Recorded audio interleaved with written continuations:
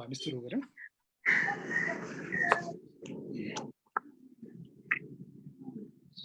Respected speakers of the day, Honorable Minister Mr. Pradeep Kumar Gewali, distinguished Dr. Jung Bahadur Thapa, my co-workers and fellow participants, my sincere greetings and very good afternoon to you all in this cloudy Friday from Kathmandu. I'm Yuvraj Samlagai, the Vice Chairperson of the organizing institution, Nepal Institute of International Relations. I will be leading the session here today. We will speak here for around 2 hours, firstly listening to the speakers for 30 minutes each, and then interacting with them, followed by the question and answer session. We will wrap up the session within 2 hours with the brief comments by the session chair. Before we start off of the webinar, let me say a few words about the organizer. International Relations, NIIR, is an independent, non-governmental, non-profit-making organization established in 2019, being registered at the government of Nepal with the objectives of doing research and conducting regular discussion forums on international politics, diplomacy, and foreign relations, and to support Nepal government to adopt necessary steps to make Nepal's foreign policy tangible to cope up with the changing environment of the world for the betterment of the country and people. Since its formation, it has already organized 9 webinars, the running one as 10th, including 1 seminar. The present webinar has been organized to discuss on the foreign policy of Nepal in the changing geopolitical context. We believe that the thematic analysis on the issue by the related minister and the expert diplomats in this webinar shall be very fruitful. Now, for the delay, I would like to call upon Dr. Risiraj Adhikari, the chairperson of Nepal Institute of International Relations, to chair this session. Dr. Adhikari. Thank you, Ibrahim. Welcome everybody. Ibrahim, you can start now. There is some noise maybe behind participants speaker is fix this issue. Now, formally welcome the speakers of the session. First and foremost, we are overjoyed by the reserved presence of Honorable Minister Pradeep Kumar Gewali, the Minister of Foreign Affairs, the ministry that creates the foreign policy. You are welcome, Honorable Minister. Mr. Pradeep Kumar Gewali assumed office as the Minister for Foreign Affairs of Nepal March 16, 2018, some 2 years before. Mr. Gewali was elected as a member of parliament from constituency number 1 of Gulmi district in 2017. Prior to this, he was elected as a member of the Constituent Assembly in 2008, as well as a member of House of Representatives in 1999. As an MP, he led different parliamentary committees and many investigations and cases from diverse areas. Mr. Gewali also served as the Minister for Culture, Tourism and Civil Aviation from May 2006 to April 2007. He was one of the key members of the then government to associate with the then Maoist rebels. His career started in 1970s through his affiliation with Nepali left movement and subsequent involvement in student politics in 1973. After the successful completion of the different roles and responsibilities in the ground level politics, he's been in the Central Committee of the party since 1997 and now the member of the Standing Committee of the ruling Nepal Communist Party. Mr. Gewali has a number of literary works ranging from poetry, fiction, essays, as well as critics and political and philosophical commentaries to his credit. He has edited as a editor-in-chief of magazines such as Navayug Monthly and 21 Shatabdi Weekly. He also contributes articles to the national dailies as a columnist. We are privileged to welcome him, Honorable Minister. Similarly, today we have a special speaker with pioneering expertise in the field of foreign policy and diplomacy, having been experienced with multiple fields, especially the diplomacy. I would like to welcome the speaker, Dr. Geo Bahadur Thapa, in this webinar. Dr. Thapa, you are welcome. Thank you. Nice being with you. Thank you, sir. Dr. Geo Bahadur Thapa is a foreign affairs expert and a pioneering diplomat with vivid experiences from the top political leadership to the high-level civil servant and a banker to the diplomat. He was the Minister for Foreign Affairs from March 2004 to July 2005.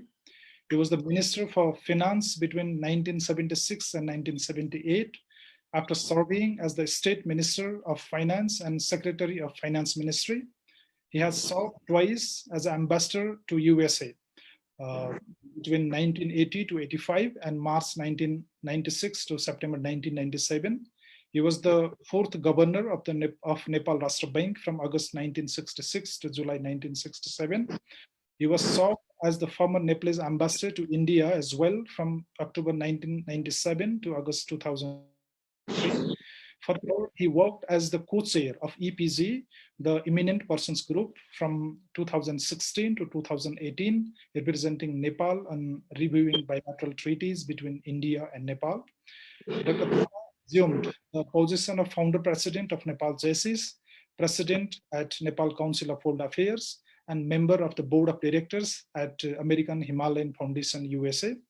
He worked as visiting scholar at Integrated Development Studies, IIDS, Kathmandu, Nepal. Dr. Thapa completed his bachelor's degree in economics from Calcutta University, 1956. He then finished his master's degree from Claremont College, California, the USA in 1959, and earned a PhD from the same college in the year 1966.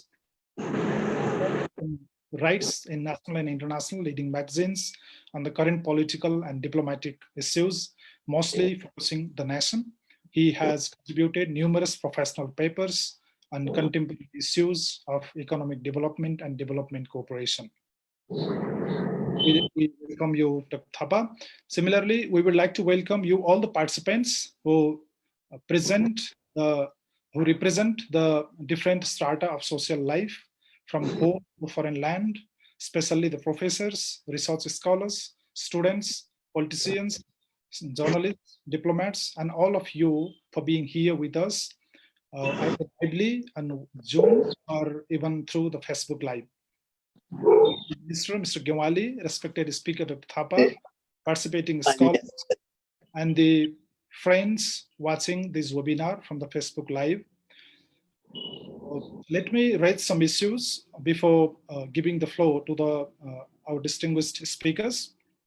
Geographically, Nepal is linked only to two countries, which has constrained her to balance both the neighbors for almost all the situation of international importance. From ancient to the modern era, the foreign policy and diplomacy of Nepal trajectories mostly within the southern to northern capitals of her neighbors. The personality of Nepal has not been able to exert the optimum height yet, as it remained in the shadow of New Delhi for a long. Nowadays, the case is somewhat different, as Beijing is activating itself, creating new challenges and opportunities in the region. The recently ongoing skirmishes between India and China and its multidimensional effects is posing Nepal a tough situation in balancing both of them. Furthermore, the diplomatic deadlock of Nepal with India is pushing Nepal in the situation of unbalanced relationship with its ultimate neighbors. This might be a very tough geopolitical change and challenges as well to Nepal. Though Nepal is only trying to defend her territorial integrity and sovereignty in a peaceful and lawful manner, India has taken it as if it was tilted towards the north. Furthermore, the political situation of Nepal, situation of South Asia is not left as in the past, as there is a growing interest of the USA through Indo-Pacific strategy. The Beijing activities of pro-US group like Quad Plus the down of the regional concepts like SARC, and increasing US presence in air diplomacy like EMCC, Millennium Challenge Corporation, are some of the features of the US-China potential rivalry in the region. Not only that, the devastating outbreak of the COVID-19 in the region's major countries like India and Bangladesh may further deepen their dependency towards the US, which might further damage the peace and balance in the region. If there is a trade or physical war in this region, Nepal, as a small country, has to pay a lot and seems still not ready to face such situations. Foreign policy and diplomacy of Nepal is now under the democratic republican strata, but the overall mindset and the level of application is not yet in such height. The national interest of the country has not been clarified and largely consented yet. Nepal still focuses on the Eurocentric diplomatic missions as of the era of pre-World War, which is to be reformed now as per the importance and delivery to the nation. The Nepali diplomats should not be deputed to the concerned places simply to enjoy luxurious time. The chief and the whole diplomatic missions of Nepal should also take into consideration seriously to protect dignity, security, and livelihood of overseas Nepali migrant labor. Precisely, Nepal can play a leading responsibility representing small and underdeveloped countries if we can play our role effectively and wisely. Kathmandu can be an Asian Brussels, the European Brussels, if Nepal is well prepared to grasp the opportunities created by the rapidly changing geopolitics of South Asia. For that, the diplomacy of Nepal may need a guidance of a land-touching ambitious foreign policy in the one hand, and assign perfect diplomats to implement on the other. The different tracks of diplomacy like track 1.5, track 2, 3, and 4 are also needed to apply carefully to achieve the goals. The Nepal Institute of International Relations would like the distinguished speakers to address the public queries like, should Nepal make a blueprint of and assign the expert immediately to apply concrete and coherent foreign policy as guided by the Constitution of Nepal to adapt the changing scenario of the world and the region? Is Nepal aware with the potential threat to her with the changing paradigms of the geopolitics in the region? Is economic nationalism vital for the rapid development of Nepal? Should soft protectionism be an important tool of our foreign policy? Is separate bilateral negotiation with our neighbors better for us or trilateral for the economic cooperation and development? What is the way forward to deal with the India breaking the deadlock after map face-off? Is Nepal aware to adopt the policy of economic diplomacy, and what measures are adopted to apply that? Is there any measures at the state level to open up all the tracks of diplomacy in Nepal? How foreign aid management could be efficiently done in the federal structure? Is this a time to abort an idea of non-alignment? The Nepal Institute of International Relations is confident that the scholars would furnish answers to all these queries that certainly would satisfy the participants and help the nation to understand and adopt the necessary policy measures in foreign policy. Distinguished speakers, dear participants, fellow co-workers, again, welcoming you all here in the webinar. I would like to request the speakers to deliver the speeches. Firstly, Dr. Jung Bahadur Thapa will have the floor. Dr. Thapa, please, you can speak now for 30 minutes.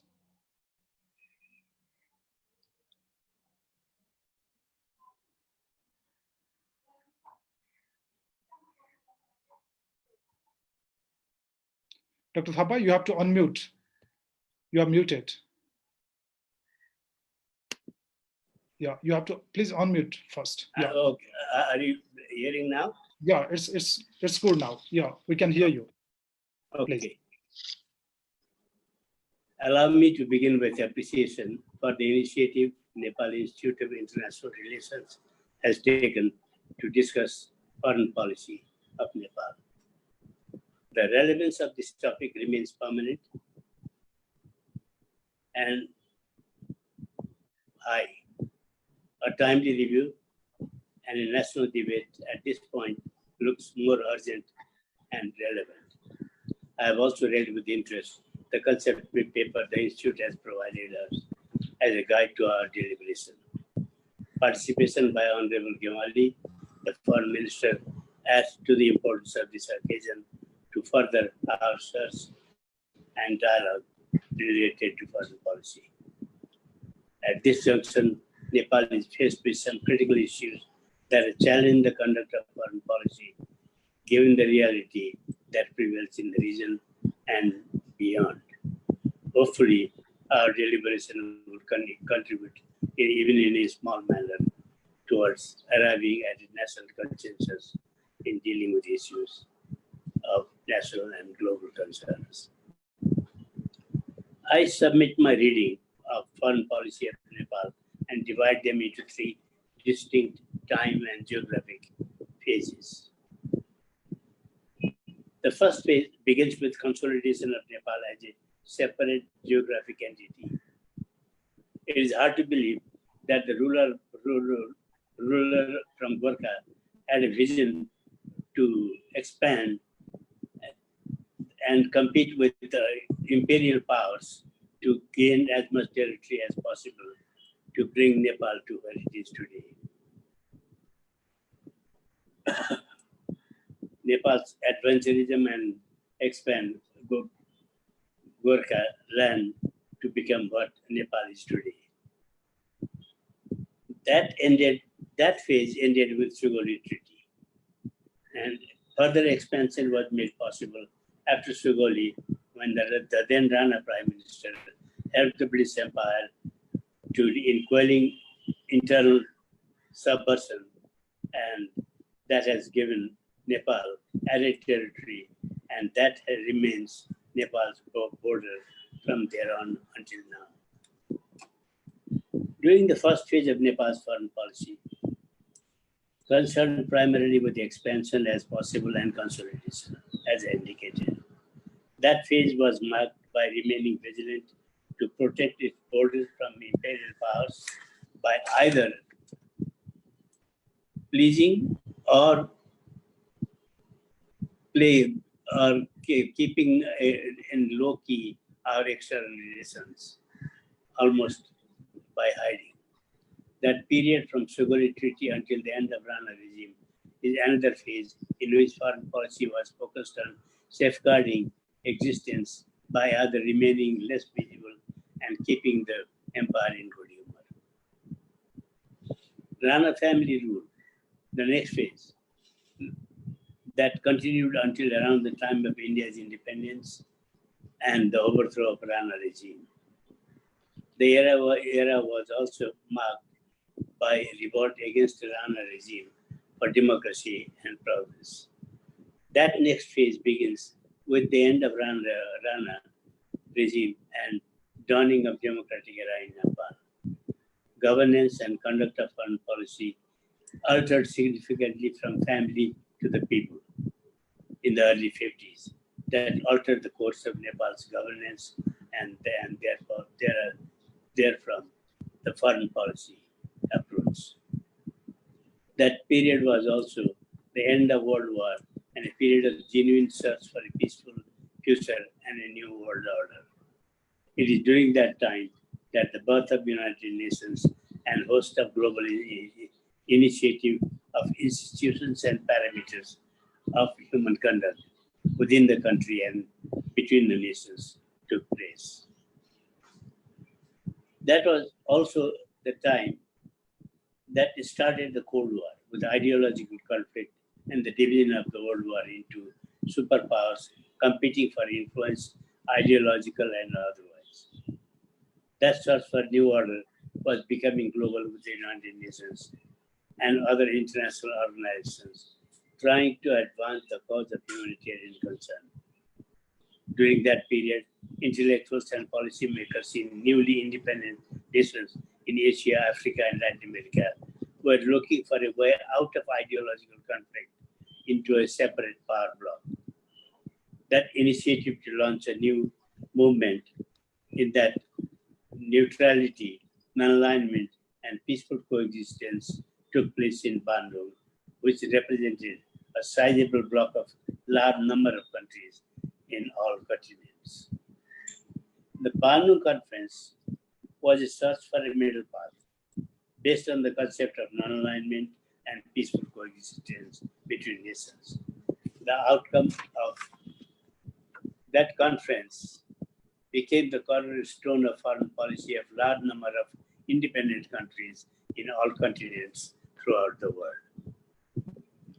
The next phase I indicated for Nepal's foreign policy hovers around the Bandung Conference that represented the window of opportunity for national visibility and active participation at home and abroad beyond the clutches of imperial powers.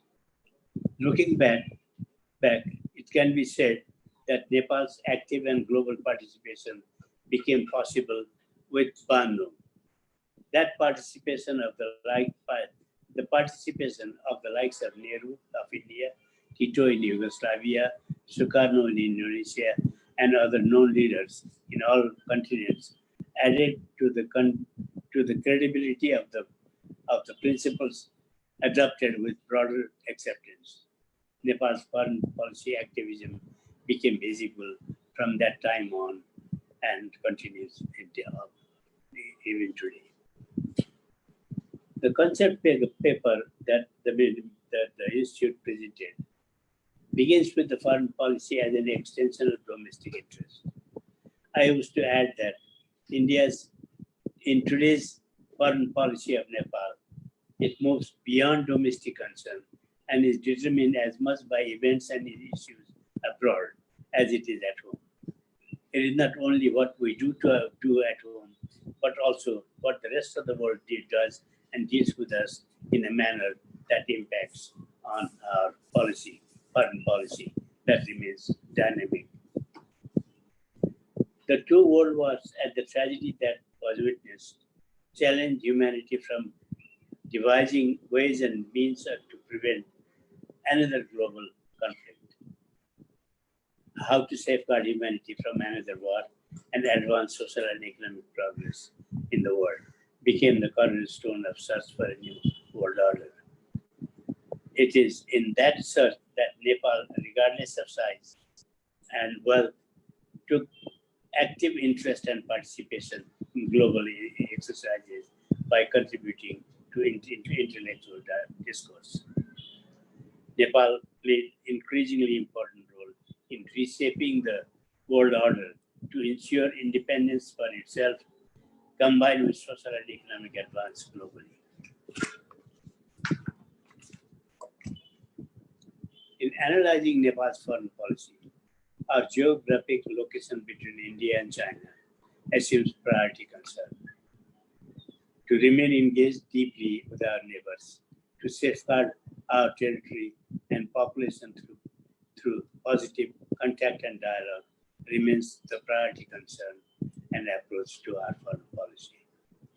Moving beyond the foreign policy also has to take into account broader aspects of national interest. Nepal has done well to remain independent and an active player on a global scale that needs to be preserved forever.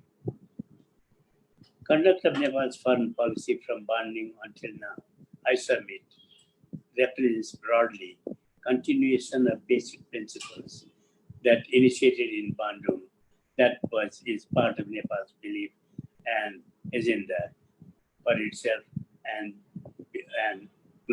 at a global level. The period of monarchy as a center of political power that started in 1950 and continued until birth of republic is when foreign policy became broad-based with reach to all continents.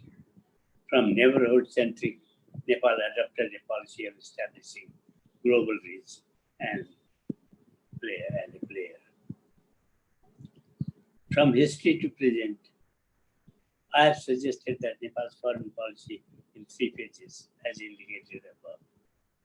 The phase of expansion and consolidation in the beginning, the phase of limited contact and safeguarding existence and independence represents another phase, and what we are doing today is an extension of that concept into a dynamic foreign policy concern by becoming active participant in global affairs with good results. The other phase started, as I indicated, with Bandung, and where we are today continues to be the broad policy framework of our foreign policy, regardless of who is in power and what is structure of governance we have. Looking at Nepal today, one can say that the road traveled has been long and meaningful. Nepal has a place of distinction as a member of global community with active participation and contribution to it. Whether it is the election of Nepal in the Security Council of the United Nations or in other international fora, Nepal stands as a respectable member of the community of nations at home and in the neighborhood and beyond.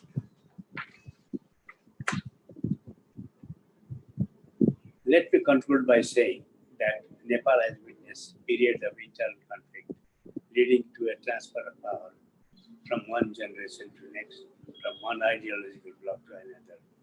But in terms of conducting Nepal's foreign policy outside the border, there is a thread of continuity that is regardless of change of regime and individuals and power centers through internal conflict and ideological differences.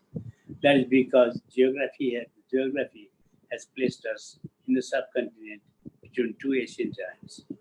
Despite location and ideological differences, Nepal is seen in its wisdom, a careful approach to its conduct with neighbors and abroad. The challenge remains, but the path to future in foreign policy is set by our history and combined with our conduct by different generations of Nepalese population.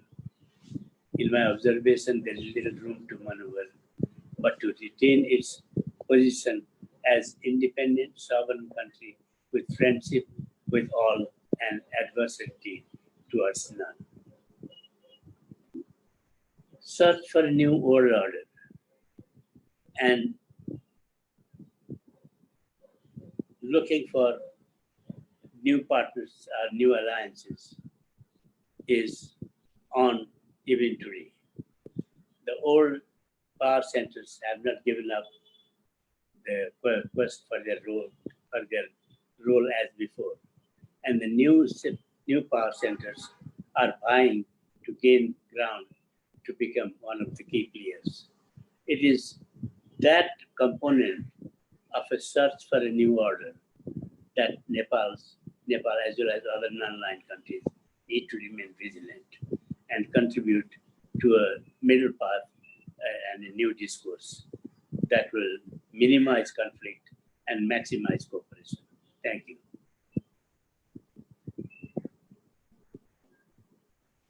Oh, thank you so much, distinguished speaker, Dr. Bek Bahadur Thapa. We appreciate your in-depth presentation. Yeah, I was there too, but yeah, we appreciate your insightful presentation. We will come back to you after the speech by Honorable Minister with some questions to you from the participant side. Now it's a turn to Honorable Minister, Mr. Pradeep Kumar Gyamali. We have privilege here today to have a direct interaction with him. So now, without further delay, I would like to call upon Honorable Minister Pradeep Kumar Gyamali. Please. Thank you, Yuvrajji. Chair of the program, Ambassador Dr. Rishi Adhikari, respected Dr. Bek Bahadur Thapa, distinguished participants, namaskar and good afternoon. First of all, I would like to express my sincere thanks to Nepal Institute of International Relations for hosting this timely and very important webinar. And inviting me to say a few words on this very pertinent issue.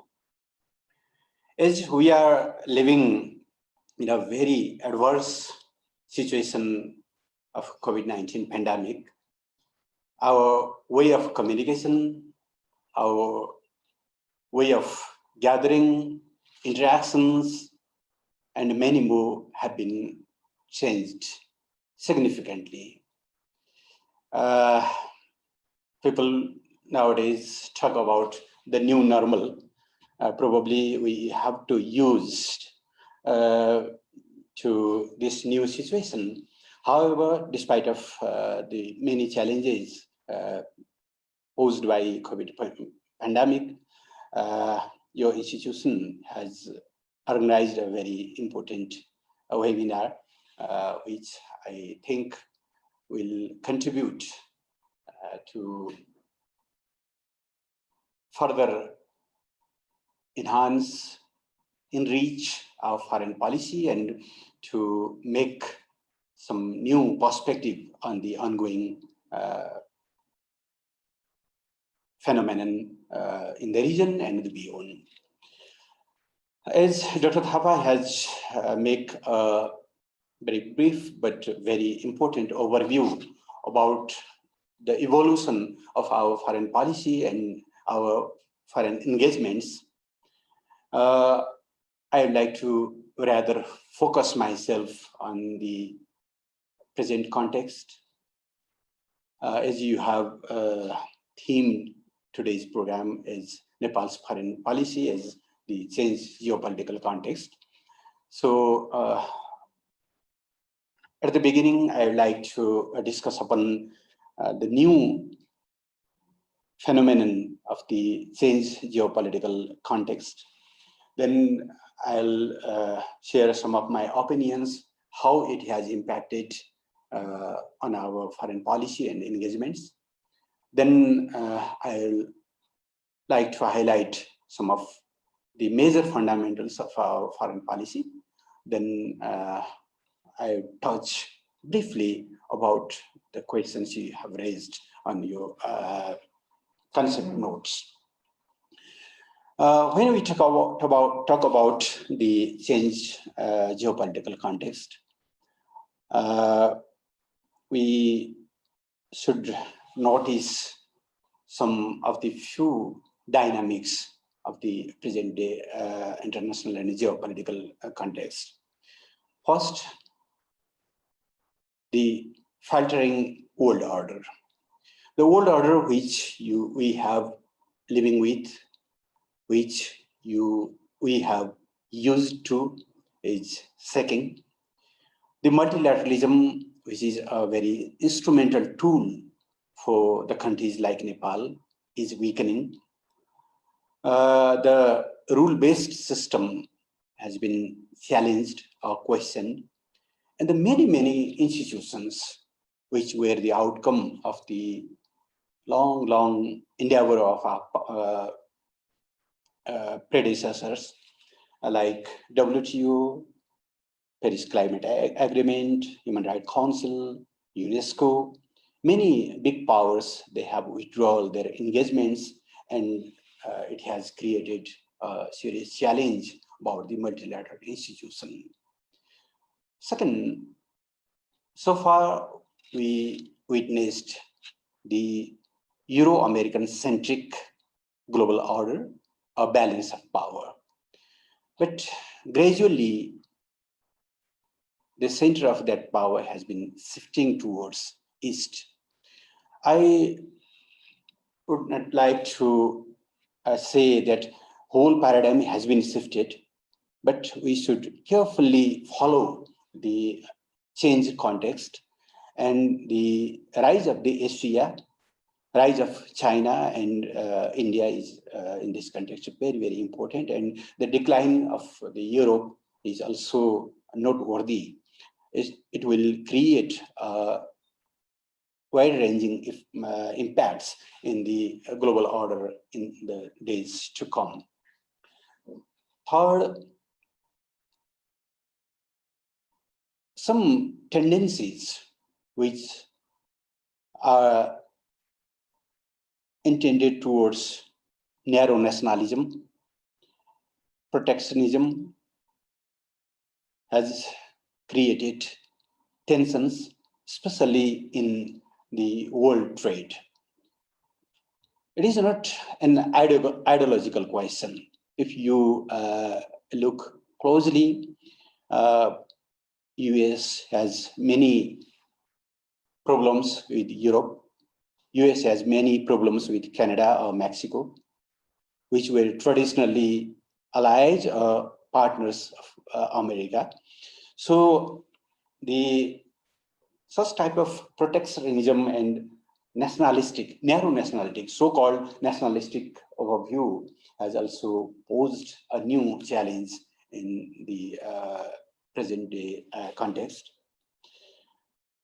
Fourth, I again would like to raise this point, the rise of China and the aspiring rise of India as well. How they engage with themselves, how their partnership of collaboration will move on, how they will manage their contestation and differences. It will definitely shape the future of Asia, at least in this region. So since 2014-15, 4-5 years were very, very important if we in terms of the collaboration between China and India. After the Wuhan summit, the partnership was deepened, but nowadays there are tensions. After the Galwan tension, both countries, though both are trying their best to de-escalate the tensions, however, still the challenge is there.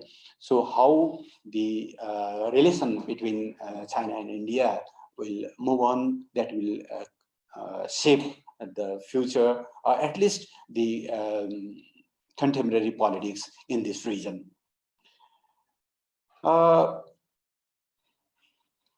When we talk about the present day world order, geopolitics, one thing is very, very important. That is the interdependency among the nations, interdependency among the communities, interdependency among the economies, and production cycle is very, very important. So if even any political leader, any nation wants to detach itself totally and try to stand off, I don't think that will be successful. So the interdependency and unchangeable type of production cycle will also bring us together. That will be another phenomenon in the days ahead. Next point I would like to share is the increasing role of non-state actors. So far, we are talking about the role of nations, role of governments, role of the state actors. But in this first half of the 21st century, media, markets, social movements, and many more, they are playing a very, very important role. And they are shaping some of the aspect of our relation as well. So when we talk about the relation of among the nations and our foreign policy, the change context and the role of media, markets, and social movements should also taken in the consideration. Similarly, there are new emerging issues which has wider effect in our policy matters, like climate change. Since 2 or 3 decades back, it was not so important or critical issue. But nowadays, for some countries, climate change has an issue with the very existential importance. Terrorism, labor migration, extremism in many countries. So these are the new factors which are also creating a role to shape or to revise the policy matters of many nations. And now, as we are living with COVID-19, nobody can foresee about the post-COVID scenario, how deep it will impact, what will be the relation after COVID-19, how deep it will bring the economic recession of the nations. It should also keep in the consideration when we talk about the changed geopolitical context. Having said that, I'd like to shift towards our foreign policy fundamentals and priorities. But before that, all these phenomena have created impact, especially for the countries like Nepal. The ambitious development goal of United Nations Sustainable Development Goal, which requires a lot of resources, lot of common efforts, multilateral efforts, has been challenged severely by these phenomena and events. The growing contestation among the power has also created the problem for the countries like Nepal. We should be very, very careful and look the challenges and opportunities simultaneously. We all know that the foreign policy is the extended form of any nation's domestic policy. Its core value is to safeguard the national interest by conducting effective diplomatic efforts. Every nation wants to create a conducive international situation. Every country wants to garner the optimum goodwill and support for its goal, and it wants to scale up the national image in all arena. It is equally important and equally applicable to Nepal's foreign policy as well. Foreign policy, if we compare with other domestic policies, foreign policy is relatively stable and constant. Though vis-a-vis with the changed global and geopolitical context, and vis-a-vis with the changed priority of that particular nation, some of the aspects may change, may differ. So it is a dynamic policy as well. But the major components of the foreign policy are stable and constant. That the change of the government, even the change of the political system in particular country cannot fully change the foreign policy orientation. It is rather the stable and constant policy. Our foreign policy, as Dr. Thapa has analyzed, basically its origin, we can trace its origin in the very wise initiative taken by the then King Prithvi Narayan Shah and his famous statement, symbolization like the yam between the two big bowls. We have inherited some of the relevant components or relevant message from our ancestors, who very wisely made the balance between their military strategy and diplomacy. Thanks to their effort, Nepal always remain as an independent country, which was never colonized. So it is a pride of our history as well. The Constitution of Nepal has clearly defined the national interest as the safeguarding the freedom, sovereignty, territorial integrity, nationality, independence, and dignity of Nepal, the rights of the Nepalese people, border security, economic well-being, and prosperity. These are the national interest, core values of the national interest defined by the Constitution. And to safeguard this national interest is the core component of our foreign policy. When we talked about the challenges, definitely there are, but every challenge brings the opportunities with it. So we have also some new opportunities as well, because we have achieved long-cherished political stability, which is a very, very important factor for the effective conduct of the diplomacy, foreign policy. We have witnessed the consensus on major national issues, like the constitution making, like the very recent political map and the constitution amendment. So that type of national consensus creates a national strength to safeguard the national interest. There is no any ambiguity about the definition of the international relation, national interest. Constitution clearly guides us. Nepal has garnered a widespread goodwill among from the its friendly nations and world community.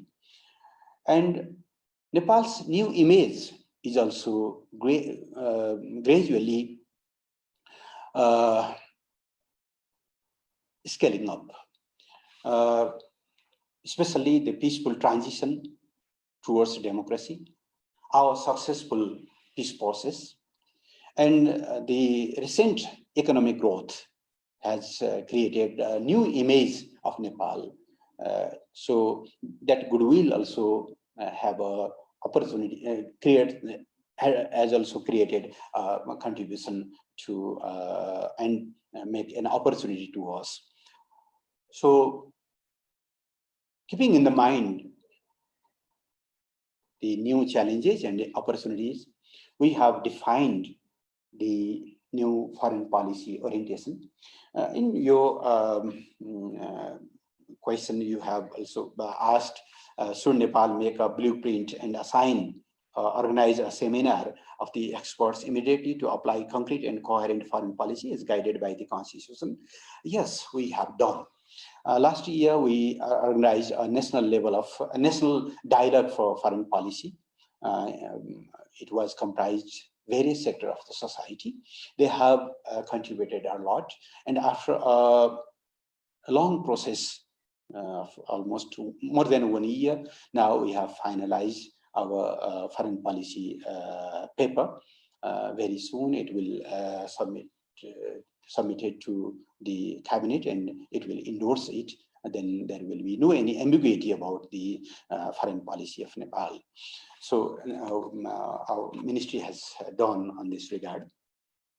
So the fundamental of our foreign policy is, as I already mentioned, the protection of independence, sovereignty, integrity, and promotion of our national dignity. Universal sovereignty is the core value of our foreign policy engagement. When we engage with any country, the universal sovereignty must be the central value. Panchashila and non-alignment principles are equally important. Nowadays, some countries are trying to make the question about the relevancy of non-alignment movement or non-alignment. However, Nepal firmly believes that non-alignment is still relevant. In the changed context, some of its definition may be changed, But for the countries like Nepal, the non-alignment is extremely important. Mutual respect and benefit, they are very important. World peace, because Nepal is one of the major contributor for the world peace under the United Nations peacekeeping operations. Justice, equality, and accountability. Democracy, human rights, and prosperity. These are the fundamentals of our foreign policy.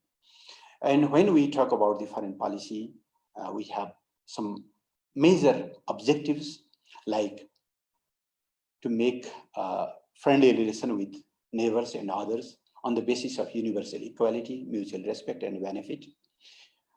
To play an effective role for world peace, human rights, sustainable development goal, climate actions, and right to the countries like Nepal, the right of the LDCs, right of the LDCs, right of the small island states, to contribute to make a world order which is fair and just, to promote the regional cooperation. One of the major components of our foreign policy is economic diplomacy, to conduct effectively the economic diplomacy. Nepal has at least 4 million Nepali diaspora abroad. So those people are a very important component of our foreign policy engagements. So to protect their rights, their well-being, and to garner their support and resources for the development of Nepal is also one of the core components of our foreign policy. Image building of nation is also very important, especially we want to make Nepal's new image as a democratic, peaceful, fast developing, and a constructive country which advocates the aspirations and concern of the small and developing countries. So these are some of major objectives and components of our foreign policy. We have categorized our relations, our foreign policy priorities in various sectors like bilateral, multilateral, or regional. Simultaneously, the economic diplomacy, public diplomacy, track 2 and track 2+. These are the components how we deal with our friendly nations. When we talk about the track 2 diplomacy or Nepal's soft power, Ministry of Foreign Affairs has established an important dialogue process under the name of Sagarmatha Sambad. It will be a permanent platform through which we will not only express our concerns and our perspectives on the contemporary global politics and other issues.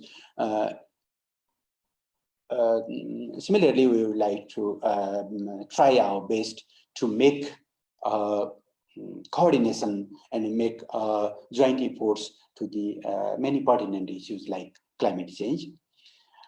So these are the major fundamentals and priorities of our foreign policy.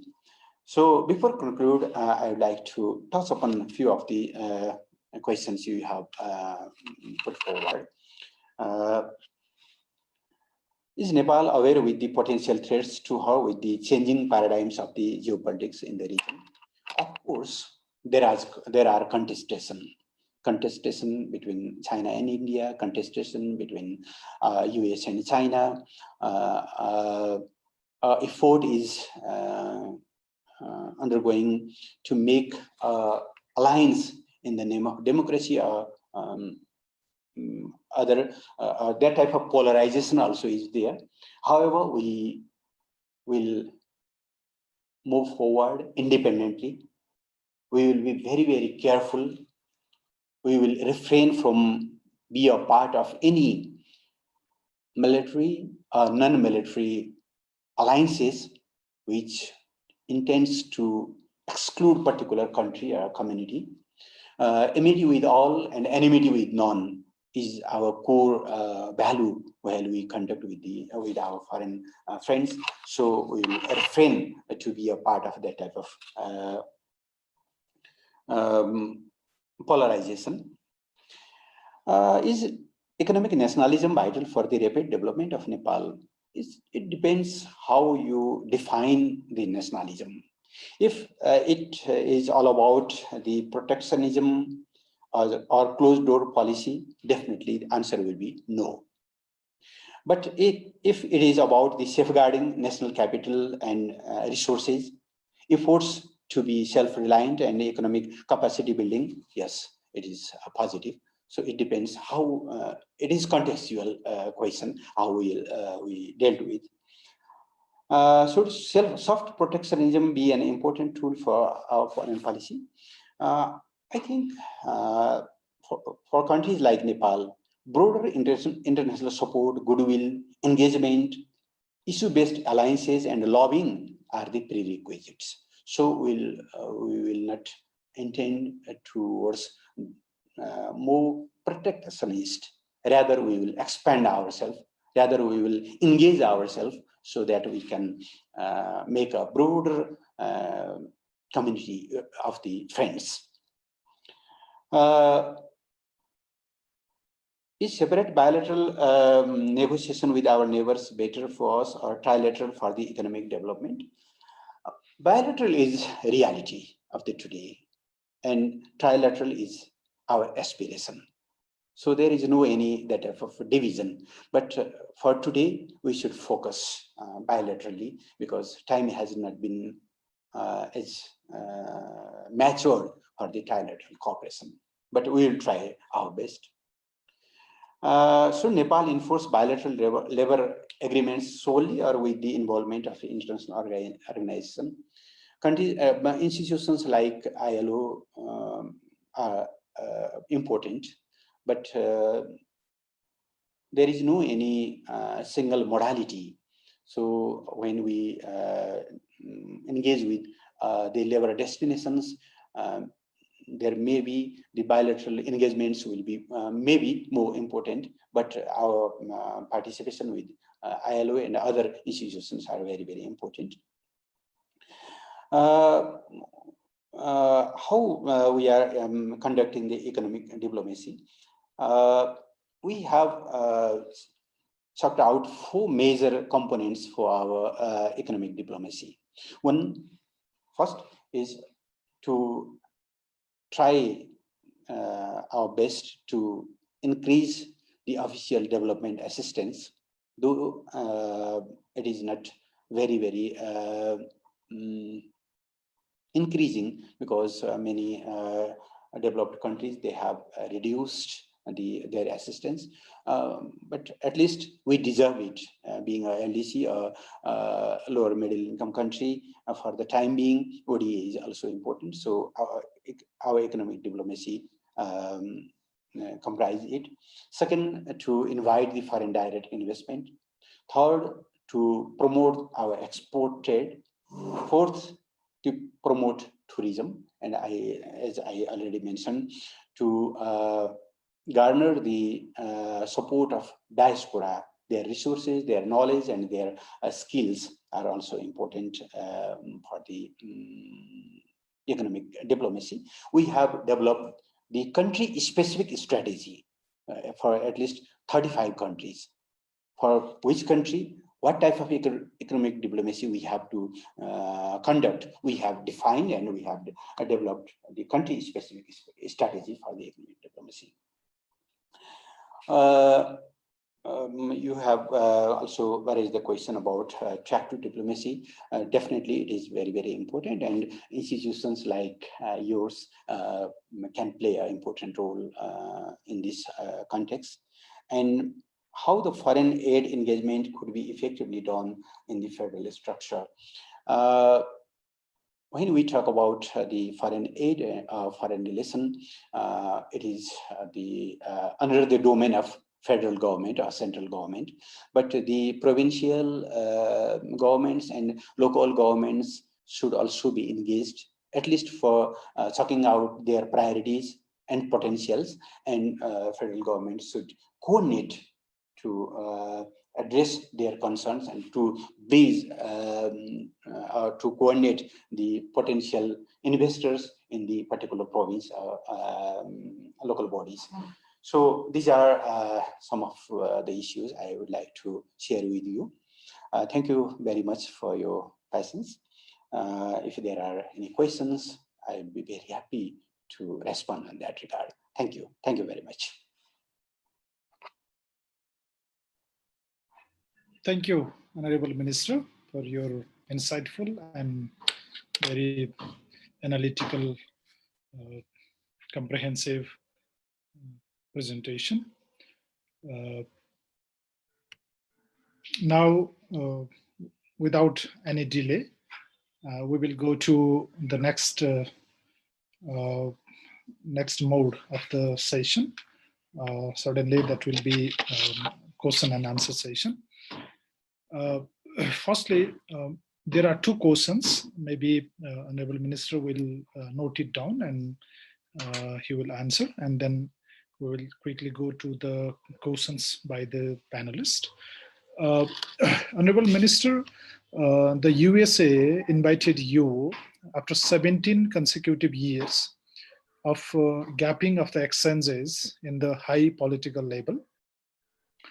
But when you were there in the land of USA, there was a debate that Nepal entered into the US strategy of Indo-Pacific.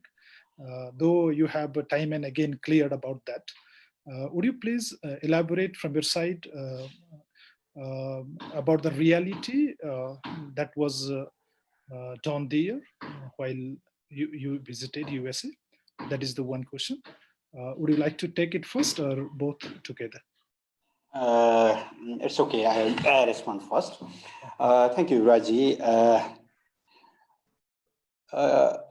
USA is one of the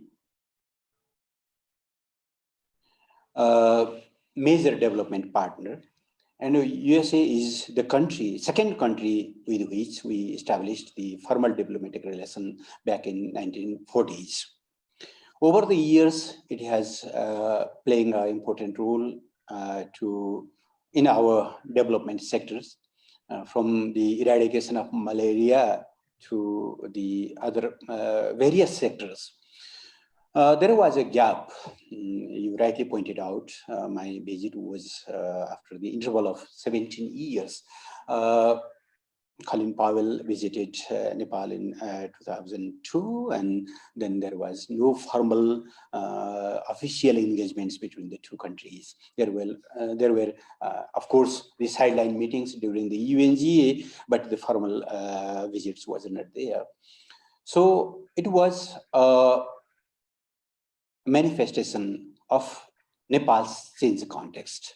As Nepal concluded the transition, as Nepal entered into a political stability, and as Nepal focused itself on the socio-economic transformation with the aspiration of prosperous Nepal, happy Nepali, then the interest, attraction of our foreign friends has definitely increased, and that was one of the manifestations that Secretary Pompeo invited me for the official visit.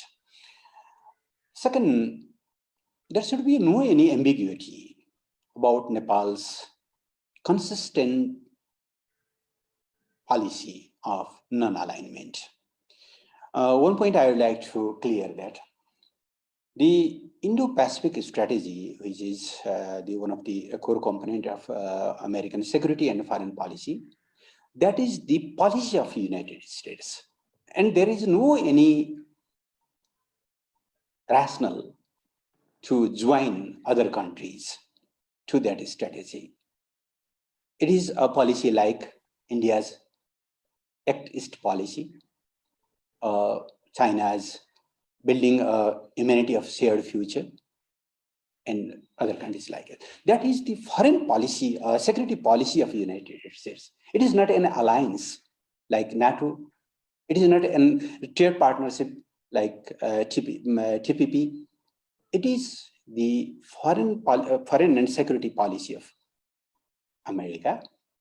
So there is no any question to join other countries in that policy, in that strategy. Yes,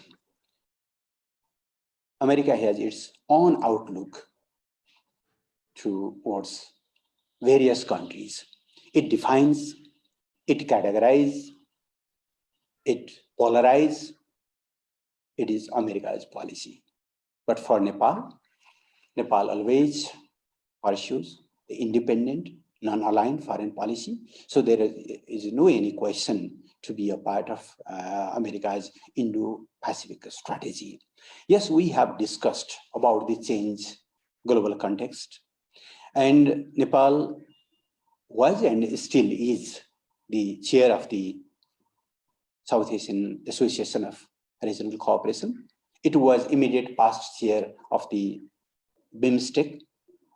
In August, we held the fourth BIMSTEC summit, and I visited USA in December. So it was immediate after of the BIMSTEC summit.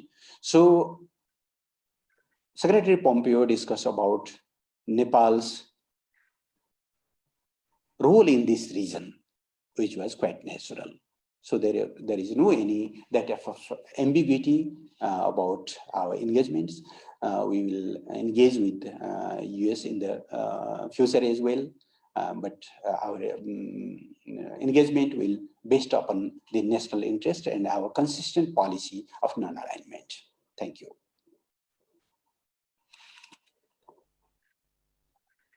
Thank you, sir. The next question is again to Honorable Minister. The relationship between Nepal and India seems not so good. Everybody knows about it. And actually, will you please elaborate the government's effort to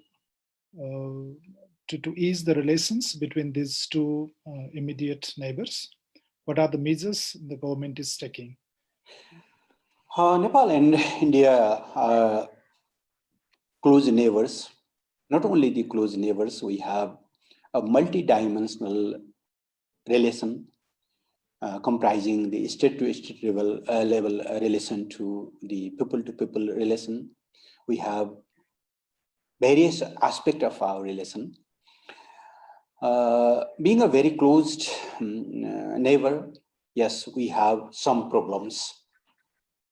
Various problems, major problems we are dealing with is the legacy of the history.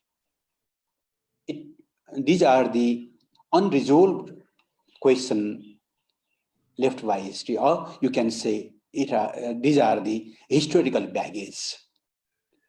And the government should be very, very wise, and political leaders should be very wise while dealing with the history or historical baggage. Yes, you have pointed out about the latest some problems. When India published its 8th edition of the political map back in November 2019, they comprised the Nepal's territory of Kalapani, Lipulake, and Lipiatura in their territory. And definitely Nepal opposed it from political statement, and then through the diplomatic notes.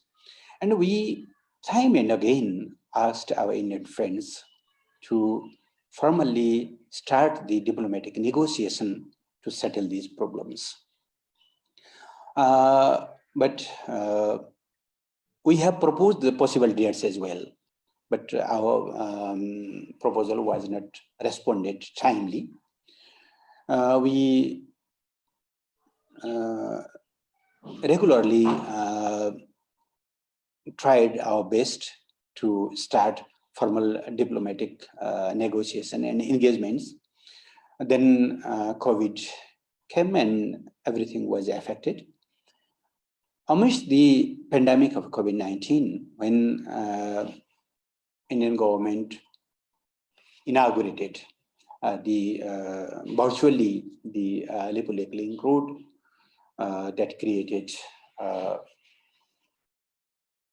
serious disappointment and dissent among Nepali people, which was quite natural. Even after that, we tried our best to negotiate, but that was not responded. They just responded that negotiation will be started after the COVID-19. While we saw that even during the pandemic, there were close engagements between India and China, India and Australia, India and the US, and many more. So we have no choice.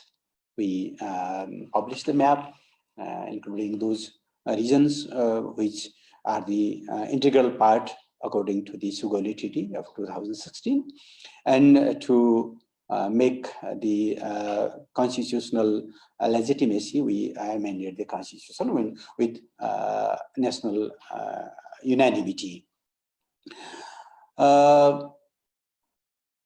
We still are requesting our Indian friends to start at earliest the negotiation, so that the problem would not go to the streets among the society. To bring all the problems in the table, the formal diplomatic engagement is extremely critical. So I have requested time and again. We are in touch, but the formal date has not been decided. However, the informal channels are active. We are in regular touch.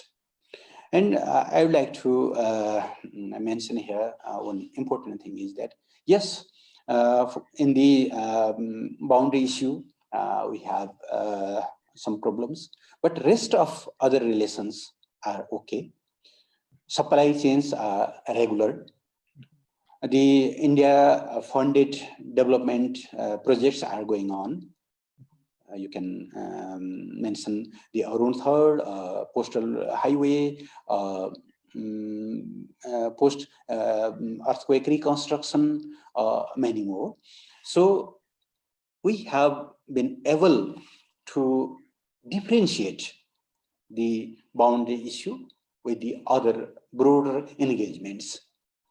And I think it is a right way to deal with the very close neighbor. However,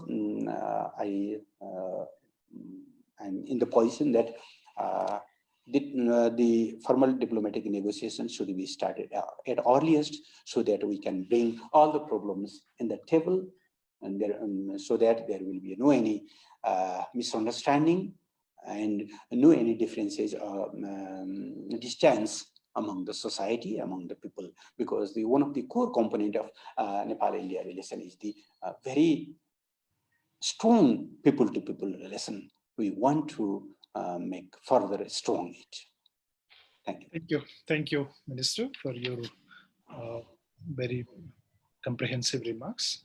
Now, as we have many more questions, that is actually filled up the Q&A and the chat box.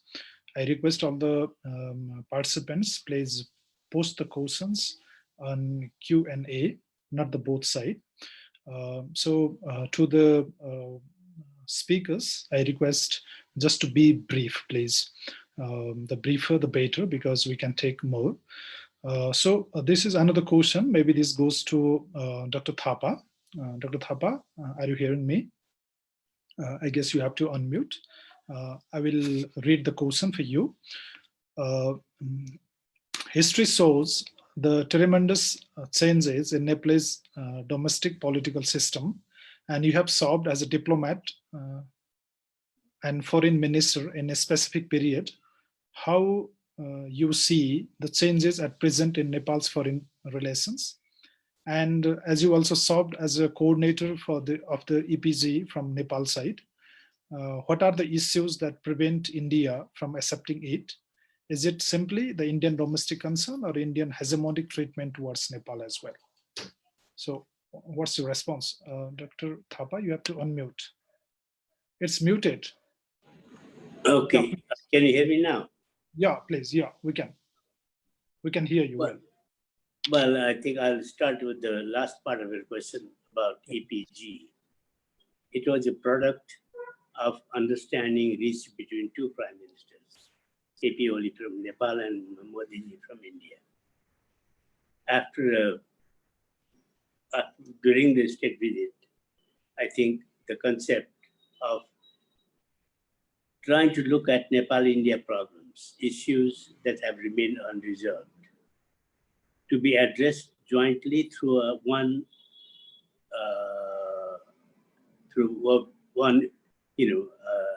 look into it. And for 2 years time, I think we spent together. The report was completed on time. It was not a two report by two parties. It was one report by one unit of probably eminent persons. Now, since that time, the meeting went smoothly.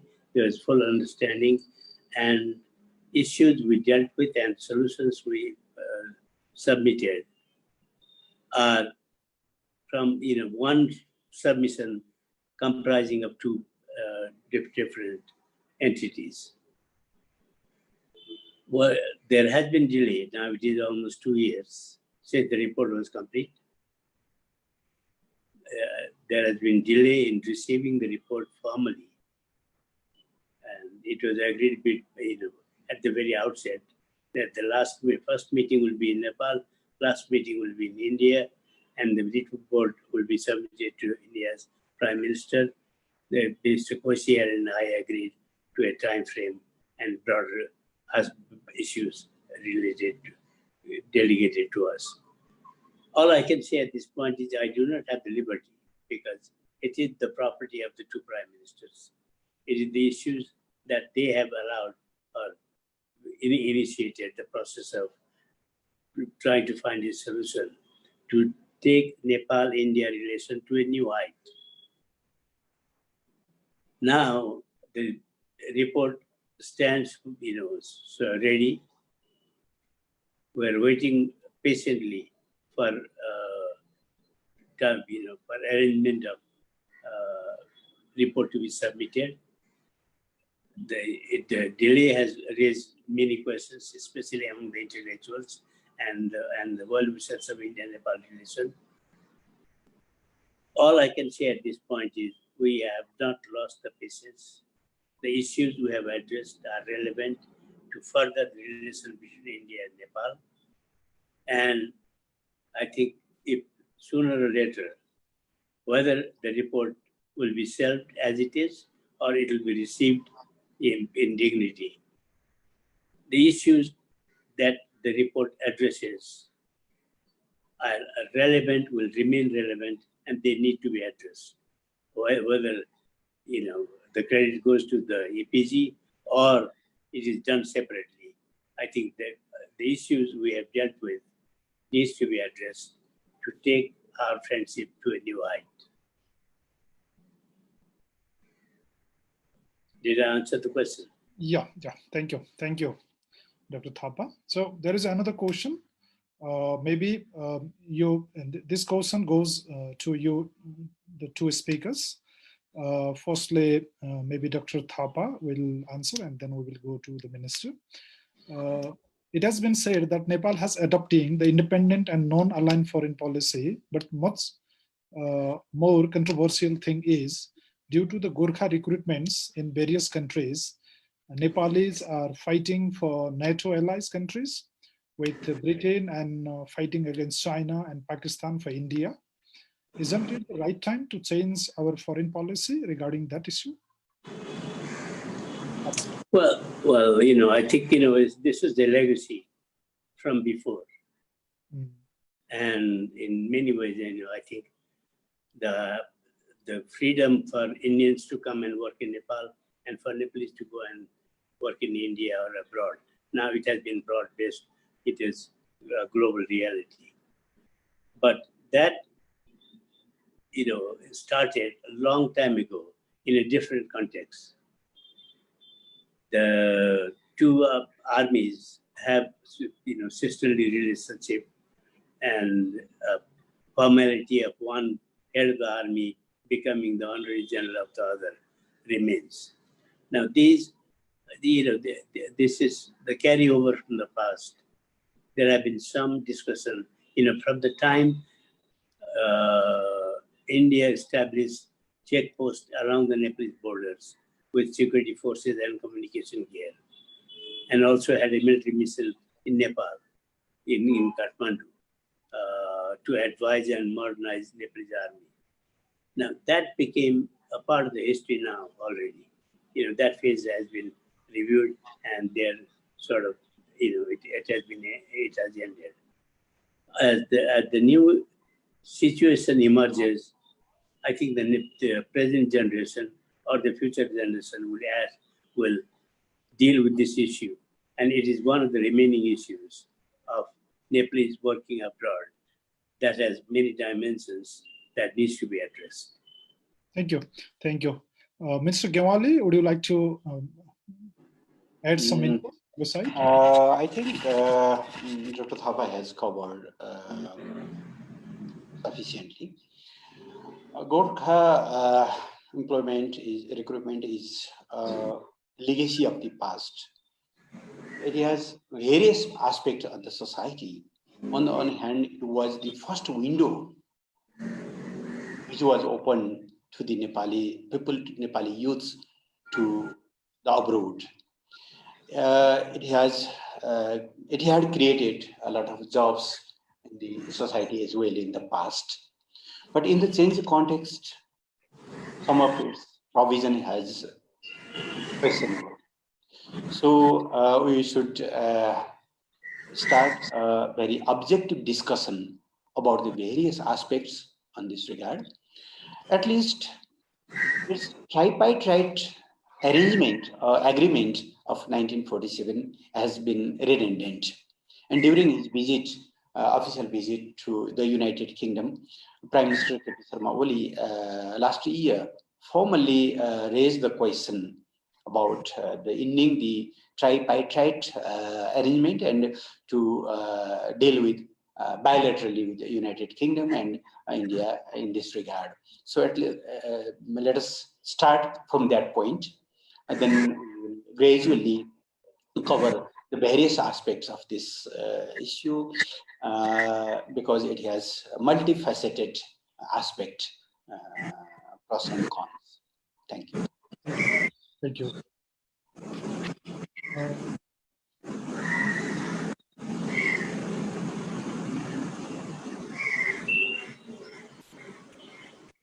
There is another question.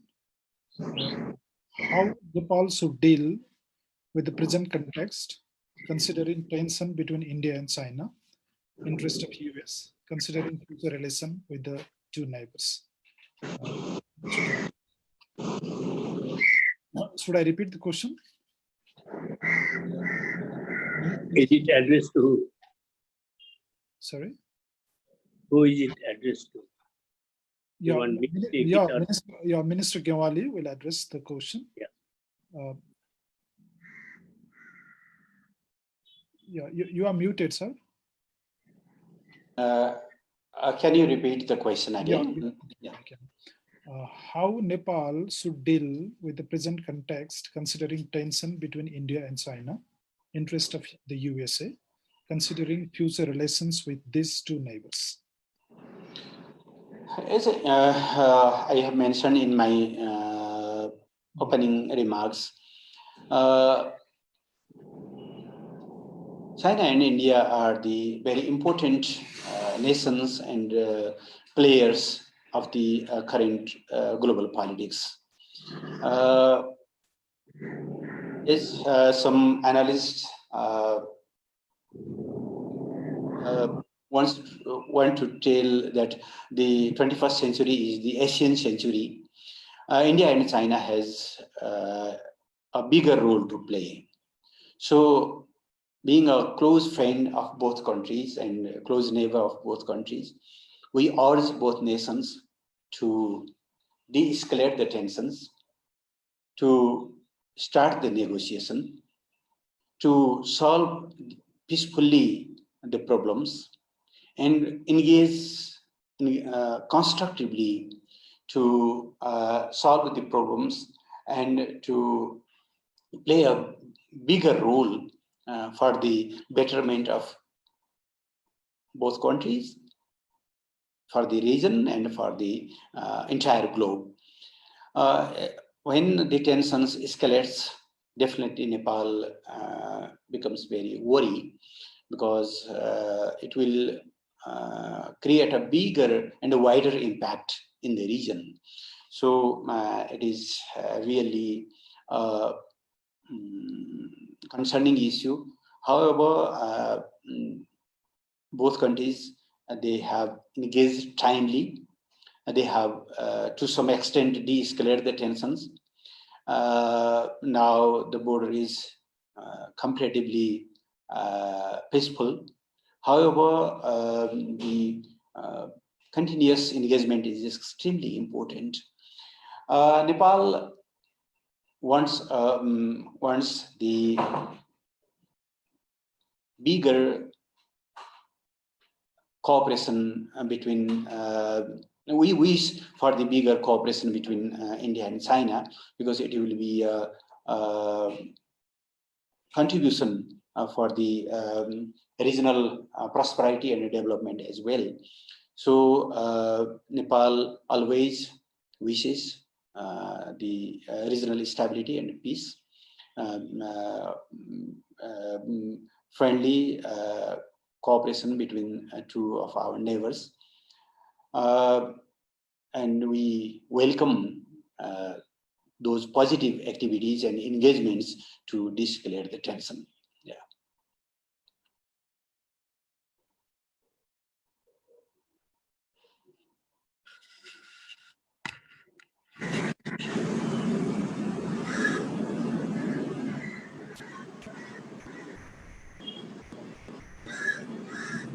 Now you are muted. I'm sorry. Yeah, I was muted. What do you get in foreign relations of Nepal, comparing the phases when you were a foreign minister and now? Is it better, worse, or the same? Brief, please. Did you get the question? This question for me? No, to Dr. Thapa. Oh, can you repeat the question, because I didn't hear it? You were muted at that time. Oh, right. What do you get in foreign relations of Nepal, comparing the phases when you were the foreign minister and the foreign policy now? Is it better, worse, or the same?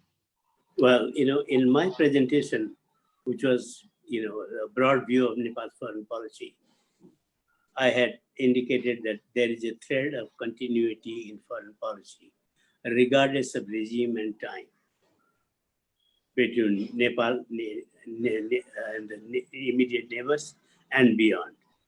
I think, that's where, in a sense, carved out for ourselves a distinct role without taking sides on their domestic and other concerns, by remaining friendly and addressing only the issues of common concern between our two neighbors.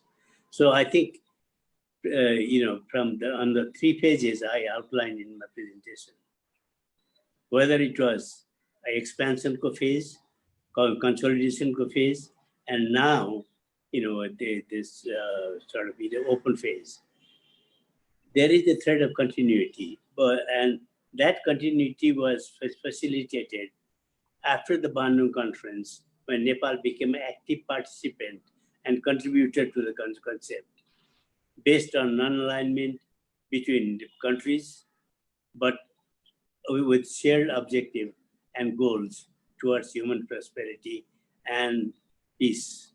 So, broadly speaking, I think that is where the difference. It was true earlier, it was true during my time, it is true now even today during Mr. Gemali's time. I think there is a thread of continuity in terms of non-alignment, dealing with issues of bilateral importance, and contributing to global values and issues, based on principle rather than alignment. Oh, all right, thank you. Thank you, sir. Your brief but pointedly deliberation. So now we will go to Honorable Minister. There is a question to you that what has Nepal not come out of the, why has Nepal not come out of the YAM syndrome in the changed geopolitical context at both the regional and global level? Actually, we are not talking about the YAM nowadays. I just mentioned about its historical involvement and evolution. Rather being a YAM between the two big boulders, we want to a very dynamic economy, dynamic nation which wants to promote its relation to both of its neighbors. So still some of its aspects of YAM symbolization are relevant, but we should develop it in the change context. And that means to develop a very cordial relation with both of our neighboring countries, to make a balanced position, not creating any situation which can pose unnecessary question on our balanced relation, to ensure that Nepal's soil will not be misused to any of its neighboring countries' interest, and to develop such connectivity where Nepal's economy can be connected to the one of the fastest growing economy of the world, and to create environment to utilize the potential of the largest market of the globe. These are the change the definition if you want to mention the YAM again. So yes, Nepal's geolocation has not been changed, but Nepal's role has been changed over the years, and still it is being changing in the positive direction.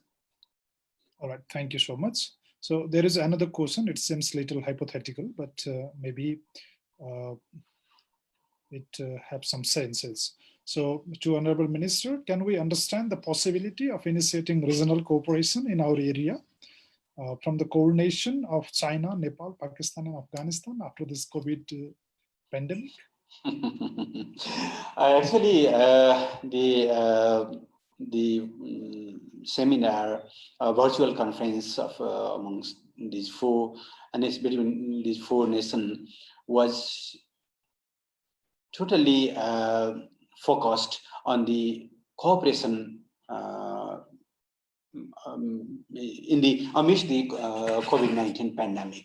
So it will be unnecessary, and it will wrong to create any other type of connotation between that conference. Actually, Nepal, Pakistan, and Afghanistan are the member of the SAARC, and China is the observer of the SAARC. So we are already in a single umbrella, if you want to talk. So there is no any that type of possibility, desire, or any plan to create another sub-regional alliance or that type of organization comprising these four countries. It was purely confined on the possible cooperation amidst the COVID-19 pandemic.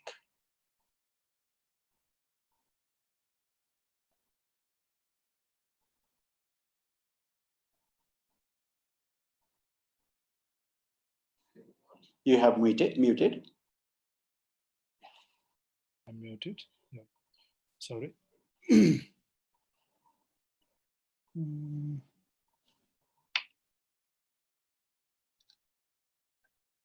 So, Minister Gyamali, please be brief in this question. What is Nepal's energy policy at the regional level? Energy policy. Energy policy. Actually, being a vast potential country in terms of hydroelectricity, Nepal wants to share the benefit and potential of our potential to the neighboring and other countries. So that's why we are trying our best to create regional and sub-regional connectivity in terms of power trade.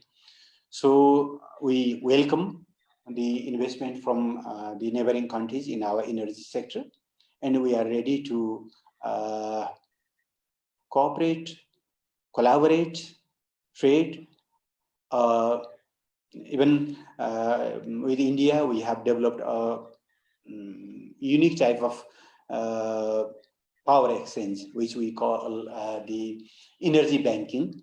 That means during the summertime, we export a certain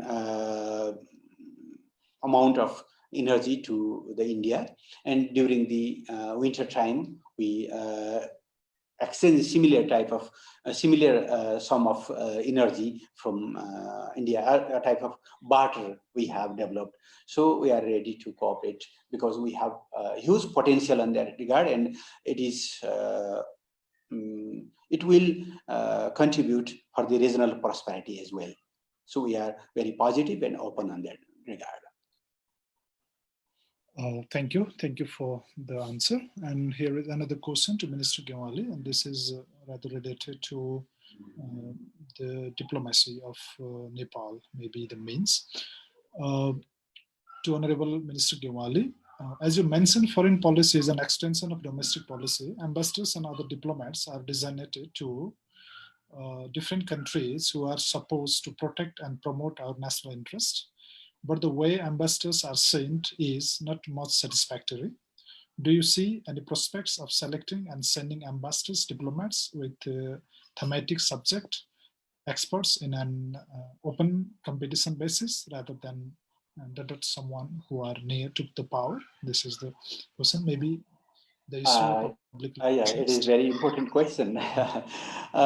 When I took the office, one of my first job was to develop a criteria and to finalize a guideline for the selection and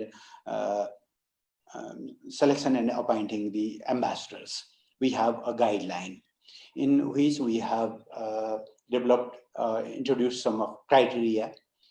In the past, one of the major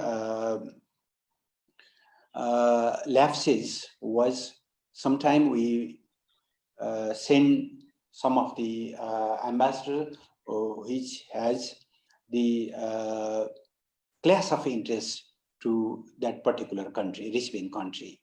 So to refrain from such situation, government of Nepal has passed the guidelines which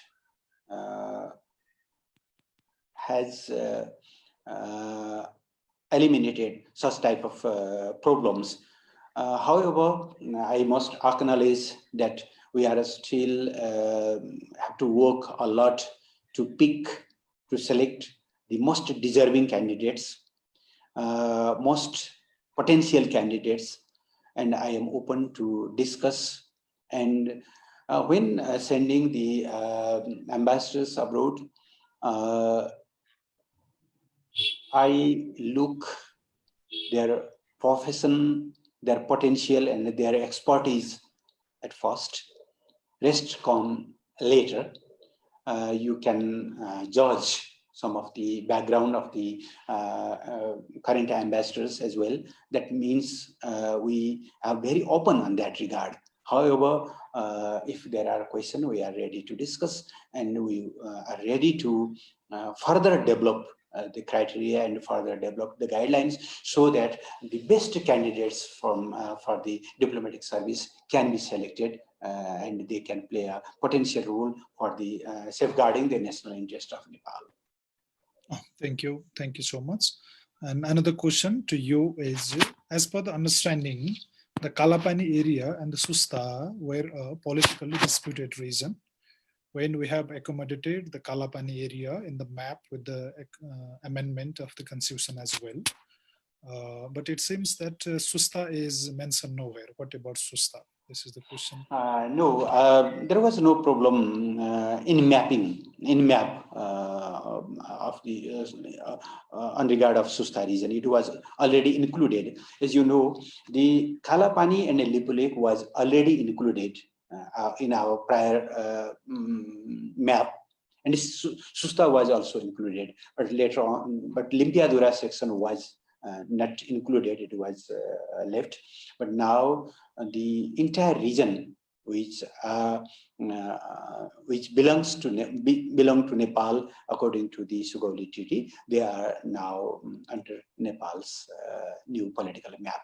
So Susta, Kalapani, Limpiadura, Lipulake, and the villages like Navi, Kuti, and Gunji, they all have been included in Nepal's latest political map. Thank you so much. There is a question by a participant.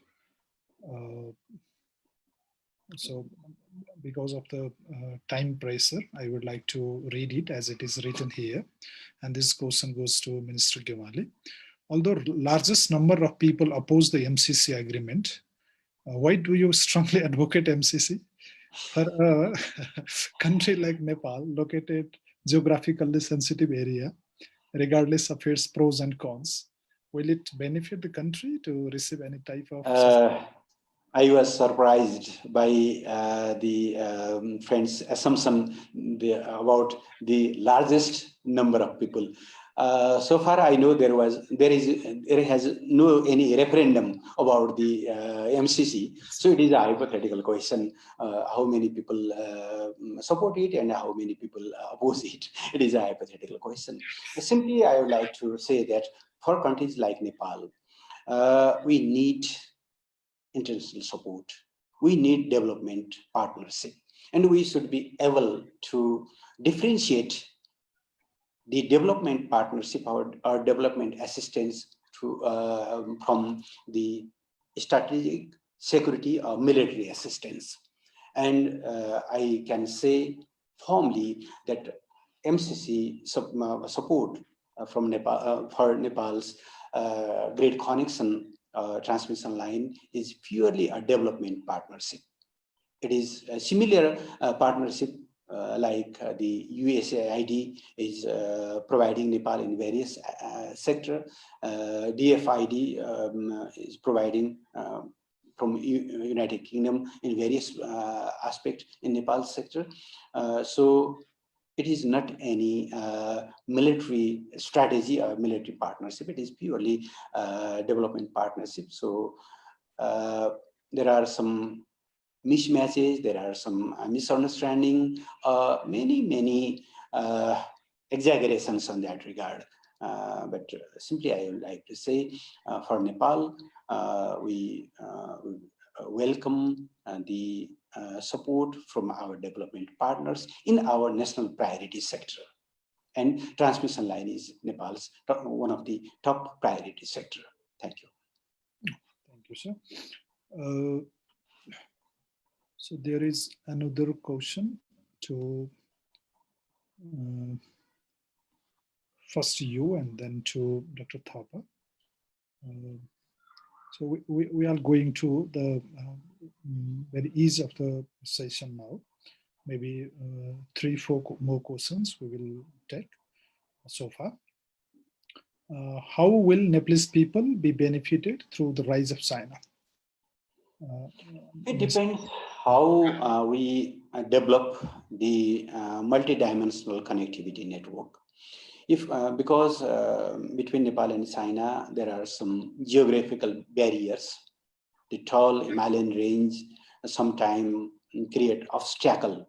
Though in the modern era, technology has been sufficiently developed, and those obstacles can be reduced, overcome, but if we cannot be able to develop multidimensional connectivity network, including cross-border railways, cross-border roadways, aviation, ports, transmission lines, and many more, then we cannot be benefited. And second, connectivity is not sufficient, because if we cannot develop our domestic production, then we will just import Chinese goods. So to make the trade balance as well, we should develop our domestic production as well. So the most key factor for the taking the benefit of the emerging China's economy is to develop multidimensional connectivity network, and in the meantime to enhance our domestic capacity in the production cycle. Oh, thank you. Dr. Thapa, would you like to add some comment regarding following this question? How can Nepal be benefited by the rise of China? You can add if there is any from your side. You have to unmute, sir. You are muted.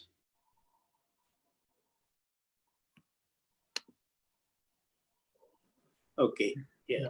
You can speak now. Yeah, we can hear you.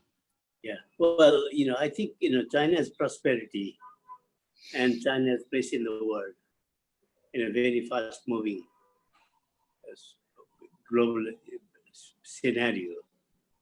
I think one, the fundamentals between China and Nepal is that there are no major areas of concern related to who have a long border, but there is no border issue.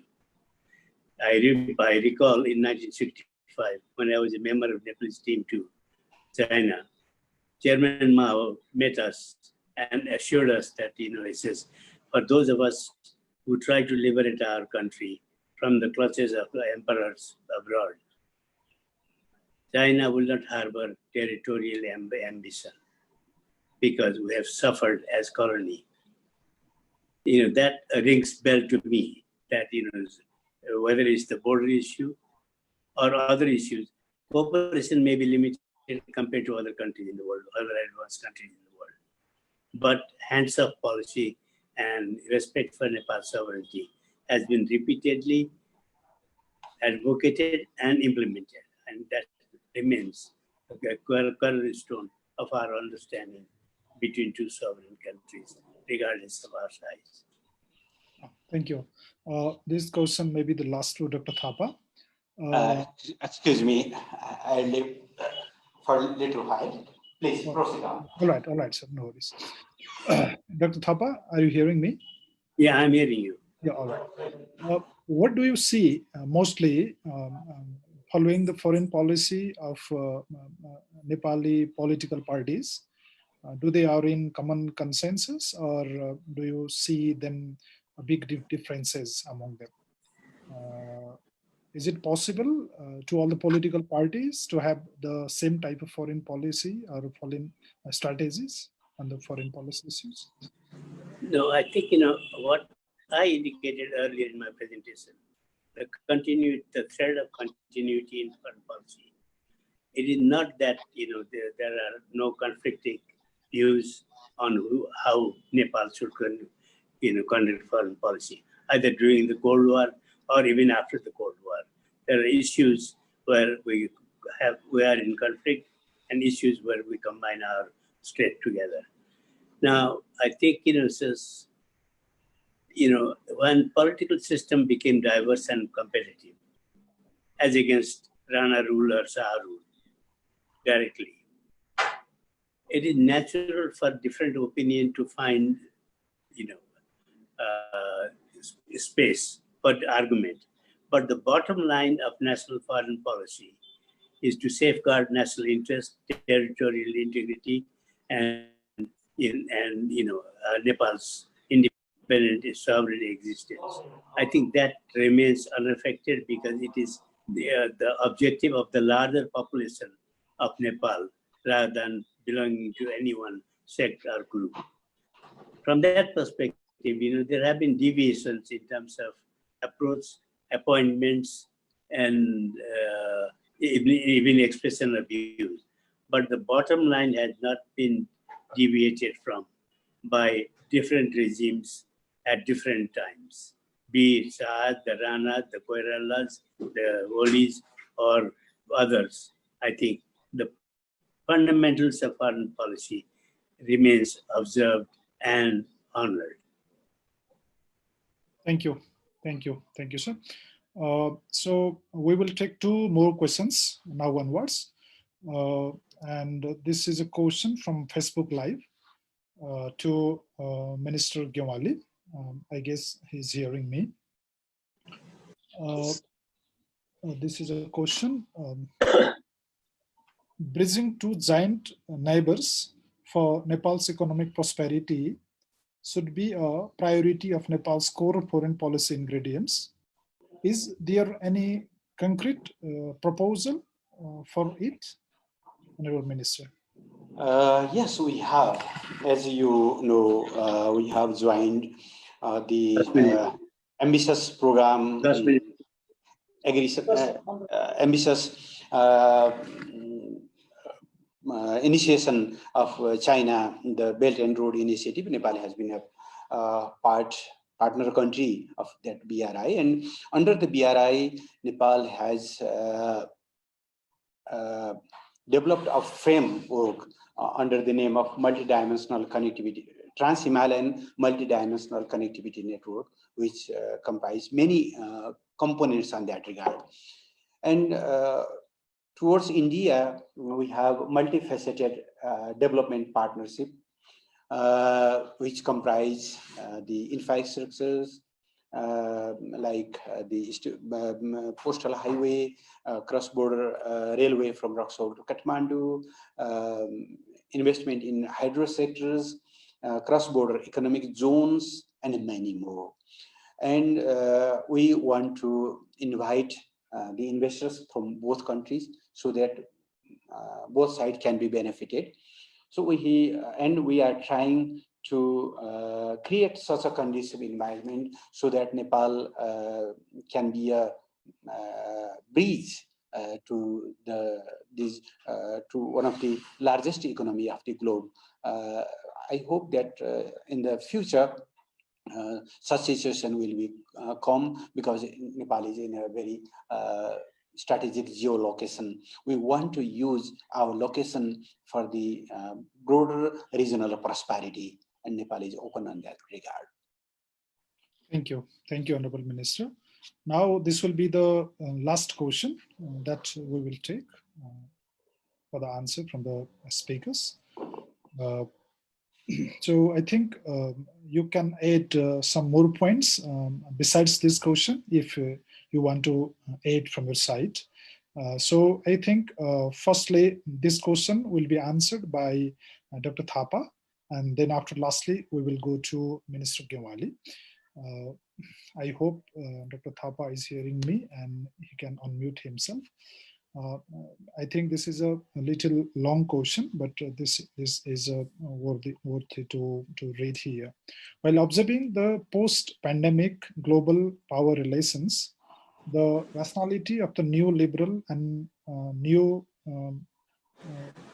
Western discourse, neo-con Western discourse, which has questioned, whereas the government of the East Asian countries seemed tremendously successful in managing pandemic, as for example, per million deaths in the US is 429, Belgium 846, whereas China in 3.2 and Singapore 4.6 and 0 in Vietnam. Having said this, the global power relations have almost entered into half Cold War situation between the US and China. Diplomatic relations and trade war between these two powers amid the rivalry partnership between China and the USA. India is convincing multi-aligned foreign policy, and we are raising a pertinent issue of territorial integrity with our southern neighbor. In such paradoxical global and regional context, whether Nepal should break up non-aligned foreign policy, keep it up, as the fundamental of our foreign policy, even amid the situation of paranoid survive. My question to Honorable Minister and former Minister and veteran diplomat Dr. Thapa. This is a question actually by Dr. Kotparva Casey.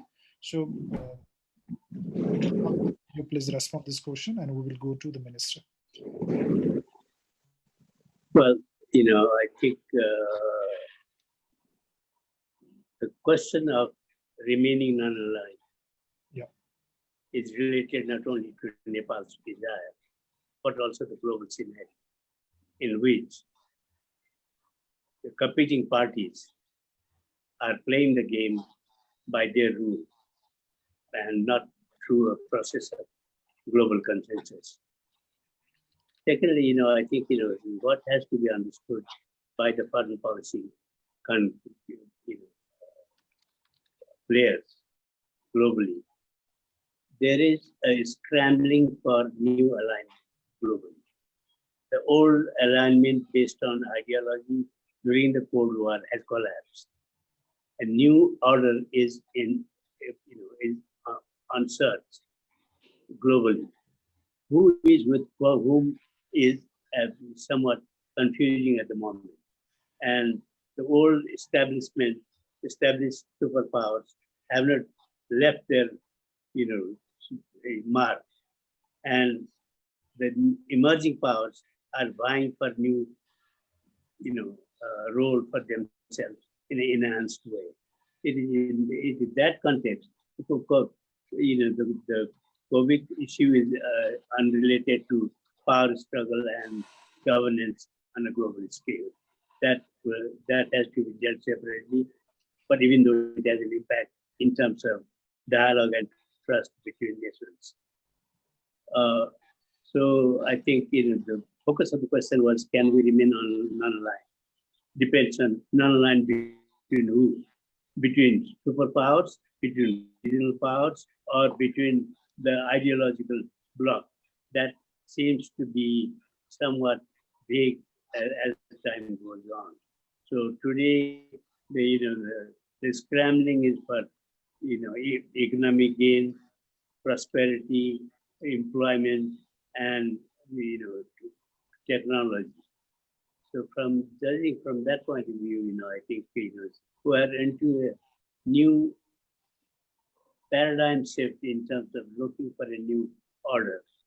But the kind of vision that in the post-Cold War, that the ideological champions of that time created a bloc for themselves based on ideology, I think that continues to be on search and not visible at the moment. Therefore, a country like Nepal needs to be constantly vigilant about what is happening abroad, so that its national interest can be preserved through either engagement or non-alignment, depending on the issue. Thank you. Thank you, Dr. Thapa. Now we will go with the same question to Honorable Minister.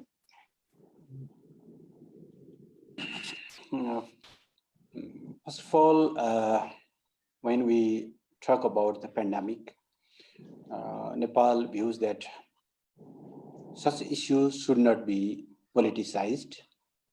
Any country, any community, any ethnicity should be blamed for it, and it requires a broader collaboration. In the days of the pandemic, the relevancy of the multilateral efforts and broader collaboration has proved again. So it has called us to develop a more enhanced level of cooperation among the nation. Second, the ongoing trade tension between the first and second largest economy of the globe has created a multifaceted effect in world economy.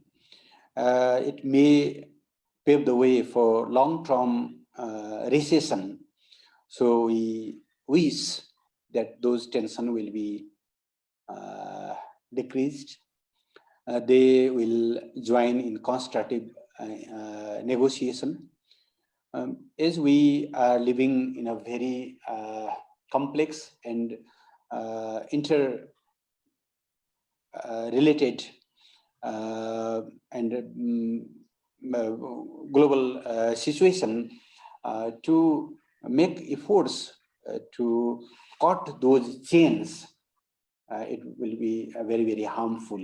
So we wish this tension will be low down, and there will be a new revival of the unimpeded export and import of the goods and trade. So far, the relevancy of the non-alignment movement is regarded. I have already said a few words on that regard. Nepal believes that non-alignment is not only a group of nations. It is a sense. It is a sense that we have shared aspirations, we have shared views, we have almost similar goals. So it creates a sense of unity. It creates a sense of belongingness, togetherness. So having this context, I think that non-alignment is still relevant. Such type of questions were raised during the downfall of the Soviet Union as well, because the development of the non-alignment was basically the outcome of the two polarized global powers. But even after the downfall of the Soviet Union, non-aligned movement was still active, and it is still active. Some of its components has been maybe irrelevant, but for the countries like Nepal, it will be always a meaningful platform to discuss, to share, to check out the common views and concerns. So you may interpret otherwise. Meaningful engagements, it has not restricted, but it has restricted only to be a part of global contestation, to be a part of global powers. But in merit base, you can engage in one or other countries, but you should be refrained from be a part of that type of strategic alliance. And I think it is still relevant, and not only still relevant, but it is more relevant as we are discussing in the growing global contestation on various parts. So I think non-alignment will not lose its relevancy in the future as well. Thank you. Thank you, Honorable Minister. Dr. Thapa, the pioneer diplomat of Nepal, for your very prolific, very in-depth and insightful deliberation today with us, the Nepal Institute of International Relations. We thank all the participants and who watch us from Facebook Live. We thank you all. And now at the end of the session, I would like to call upon the chair of the session with a brief comment to wrap up and end the session. Thank you. Thank you, Yuvrajji. Speaker, Honorable Foreign Minister, Mr. Prithvi Narayan Shah, Speaker Dr. Geo Bahadur Thapa, other distinguished personnel with expertise and interest in foreign policy and geopolitical strategic issues. My colleagues at NIIR, a very good afternoon. As a matter of fact, it is evening already. I'm thankful to our Foreign Minister and Dr. Thapa for sharing their views on topic of importance concerning the national interest of Nepal. I'm delighted and thankful to all of the participants for your active participation and contributions in the preceding deliberation. Rich views have been shared and much has been discussed this afternoon on various facets of foreign policy of our country in the context of changing geopolitical dynamics. I would prefer not to repeat. Meanwhile, we often hear foreign policy is continuation of domestic policy. However, currently our domestic affairs do not seem to be anywhere for us to claim to be satisfactory.